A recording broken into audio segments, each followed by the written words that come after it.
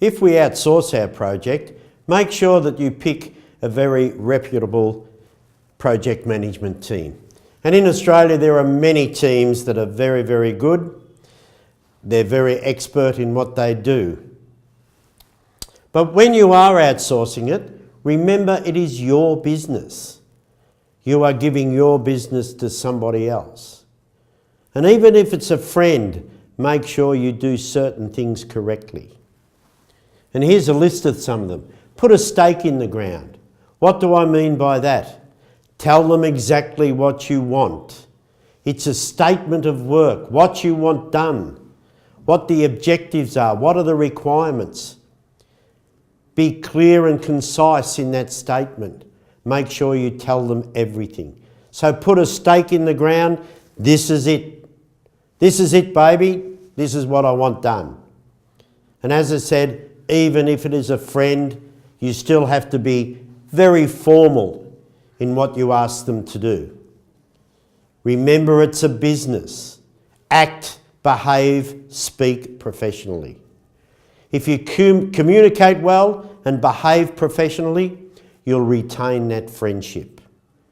Listen to suggestions, weigh them up correctly, and act upon your decision. But always remember, even with a friend, be formal, be very professional. And manage the milestones. Don't let somebody else manage those for you. And what the milestones are the important events that will happen during the project. The deliverables, the progress of it, making sure you meet timelines and dates. Remember, it costs money. And when you're outsourcing, you are giving your financial management or your money to somebody else to manage. You don't do that in real life.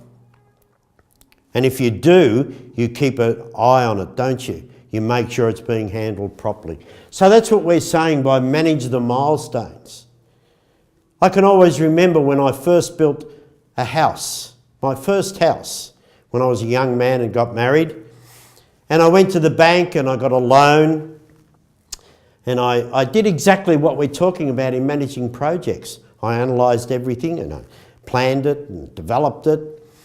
Went to the bank, got a loan, and I remember a very wise man who'd built many houses. He said to me, whatever you do, Peter, don't be an absentee owner builder. And what he meant by that was don't just let the builders build everything and have their own way. Inspect the building site every few days, every week. And if you don't like something that they've done, make sure you tell them to fix it up. Well, it's exactly the same here. Manage the milestones. Don't be an absentee project developer. Run regular reviews with this project management team or this outsourced person or people. Always have regular reviews. What are you doing? What are you up to? Do we need to change things around? And also record those reviews. Every meeting that you have with these people, record it. Whether it's handwritten on the computer or even if it's by video or by radio. But make sure you record everything. Be supportive to these people, but also be firm with them. Remember to be assertive, not aggressive, but assertive. If they've got suggestions, listen to them. Also be empathetic with them. Communication. I've said that a few times in this. Communicate properly. Talk to them. Have meetings. But remember, people perceive things differently when they're communicating. You know what you're saying, but do those people understand what you're saying? So make sure that you know that you are communicating properly. You're giving them the right advice. Advice they can understand. Advice they can adhere to. And vice versa. Tell them that when they're speaking to you, make sure you explain it to me properly. And there's a lot more other things you can think of when you're outsourcing that. You know, your costs will be one.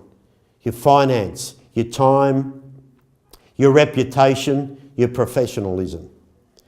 So when you're outsourcing any program, any of your projects, make sure that you follow this list here.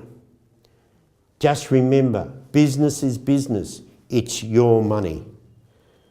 So outsourcing, good reputation, make sure you pick the right people.